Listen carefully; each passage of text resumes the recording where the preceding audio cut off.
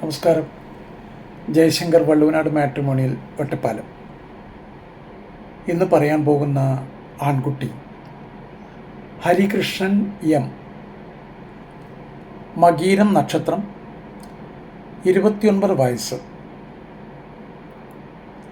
അദ്ദേഹത്തിൻ്റെ ക്വാളിഫിക്കേഷൻ വന്നിട്ട് BA MS, MSc in life science Ayurveda ബയോളജിയാണ്. അത് TDU കർണാടക. അദ്ദേഹം വർക്ക് ചെയ്യുന്നത് research fellow medical officer in TDU Karnataka. അവിടെ തന്നെ ഇപ്പോൾ റിസർച്ച് ഫെലോ ആയിട്ട് വർക്ക് ചെയ്യുകയാണ് TDU കർണാടകയിൽ. അമ്മ അസിസ്റ്റൻ്റ് എൻജിനീയറായിട്ട് റിട്ടയർഡാണ് ഇറിഗേഷൻ ഡിപ്പാർട്ട്മെൻറ്റിൽ. അച്ഛൻ വന്നിട്ട് BPCL ഓഫീസറായിരുന്നു. ഒരു അപ്പർ മിഡിൽ ക്ലാസ് ഫാമിലിയാണ്.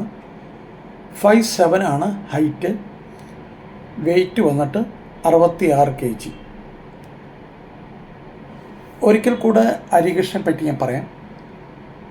ഒരു അപ്പർ മിഡിൽ ക്ലാസ് ഫാമിലി, വയസ്സ് വന്നിട്ട് 29, മകീരം നക്ഷത്രം, BA MS പാസ്സാണ്, MSc in life science, TDU Karnataka Ayurveda biology ആയിരുന്നു സബ്ജക്റ്റ് MSc. ഇപ്പോൾ റിസർച്ച് ഫെലോ ആയിട്ട് TDU കർണാടകയിൽ തന്നെ മെഡിക്കൽ ഓഫീസറുമായിട്ട് വർക്ക് ചെയ്യുകയാണ്. എറണാകുളം സെറ്റിൽഡാണ് ഹരികൃഷ്ണൻ്റെ ഫാമിലി.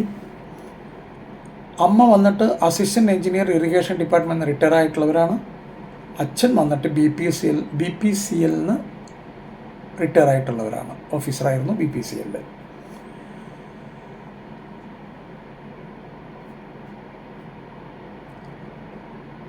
അപ്പോൾ ഹൈറ്റ് വന്നിട്ട് 5'7", 66 വെയ്റ്റ്. നല്ല ഒരു അപ്പർ മിഡിൽ ക്ലാസ് ഫാമിലി. ഈ ഏജിന് നോക്കുന്ന പെൺകുട്ടികളുടെ രക്ഷിതാക്കൾക്ക് ഈ പ്രൊഫൈൽ കൺസിഡർ ചെയ്യാം. എന്തുകൊണ്ടും ക്വാളിഫൈഡ് ആയിട്ടുള്ളൊരു കുട്ടിയാണ്. കർണാടകത്തിലാണ് വർക്ക് ചെയ്യുന്നത്. എറണാകുളം സെറ്റിൽഡാണ്. ഒരു അനിയൻ വന്നിട്ട് BTech സ്റ്റുഡൻ്റാണ്. അപ്പോൾ ഇതൊക്കെയാണ് ഇവരുടെ ഫാമിലി പാക്ക്. ആർക്കെങ്കിലും താല്പര്യമുണ്ടെങ്കിൽ തീർച്ചയായിട്ടും വള്ളുവനാട് മാട്രിമോണിയൽ കോൺടാക്റ്റ് ചെയ്യണം. ഒരിക്കൽ കൂടെ എല്ലാ വീഡിയോകളിലും പറയുന്ന 1-2 പോയിൻ്റ് തീർച്ചയായിട്ടും ഇതിൽ ഞാൻ പറയുകയാണ്. വിവാഹം നോക്കാൻ പോകുന്ന കുട്ടിയും ആ കുട്ടിയുടെ രക്ഷിതാക്കളും സഹോദരിയും എല്ലാവരും ഒരു ദിവസം ഇരുന്ന് നല്ലൊരു ഡിസ്കഷൻ വേണം. എന്താണ് ഈ ഡിസ്കഷൻ എന്ന് പറഞ്ഞു കഴിഞ്ഞാൽ, ഈ കുട്ടിക്ക് എന്തൊക്കെയാണ് റിക്വയർമെൻറ്റ്സ്. ഇപ്പോൾ ആ കുട്ടി ബാംഗ്ലൂരാണ് വർക്ക് ചെയ്യുന്നതെങ്കിൽ ആ കുട്ടി ചിലപ്പോൾ പറയും, എനിക്ക് ബാംഗ്ലൂരുള്ള കുട്ടിയെ മതി, ജോലി ചെയ്യുന്ന കുട്ടികൾക്ക് എനിക്ക് സൗകര്യമായി. ചിലപ്പോൾ വേറെ ഏതെങ്കിലും ലൊക്കേഷൻ ആവാം, അതവർ പറയും.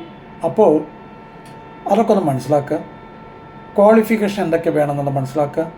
ഹൈറ്റ്, പല പെൺകുട്ടികളും പറയുന്നതാണ്, എനിക്ക് ഇത്ര ഹൈറ്റെങ്കിലും വേണം. അപ്പോൾ ഹൈറ്റ്, കാര്യങ്ങൾ ഇതെല്ലാം മനസ്സിലാക്കി വയ്ക്കുക. അതായത് വേറൊരു രക്ഷിതാവുമായിട്ട് സംസാരിക്കുന്ന സമയത്ത് നിങ്ങൾ കൃത്യമായിട്ട് കാര്യങ്ങൾ പറഞ്ഞു കൊടുക്കണം. അല്ലാണ്ട് ആ സമയത്ത് ഞാൻ മക്കളോട് ചോദിക്കട്ടെ എന്ന് പറയാനുള്ള ഒരു ഏർപ്പാടാവരുത്. നന്നായിട്ട് കുട്ടികളുമായി സംസാരിക്കുക, ആദ്യത്തെ സ്റ്റെപ്പ്. രണ്ടാമത്തെ കാര്യം, നിങ്ങളുടെ ദൈവവിശ്വാസികൾക്ക് മാത്രം പറയുന്നതാണ് ഞാൻ ഈ കാര്യം.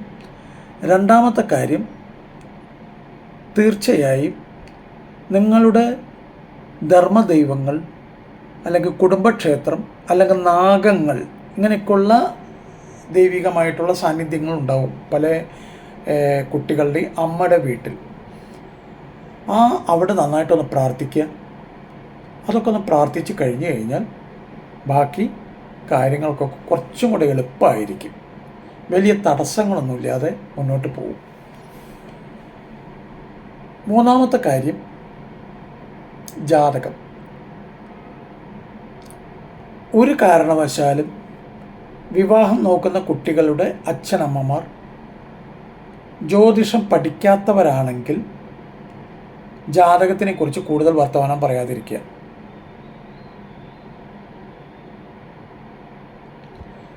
ഇപ്പോൾ നല്ലൊരു ശതമാനം പാരൻസും ജ്യോതിഷ പണ്ഡിതന്മാരാണ്. ഇവരുടെ ഇടയിൽ ഈ കുട്ടികളുടെ വിവാഹമൊക്കെ കഴിഞ്ഞ് കിട്ടുക എന്ന് പറഞ്ഞാൽ നല്ലൊരു പണിയാണ്.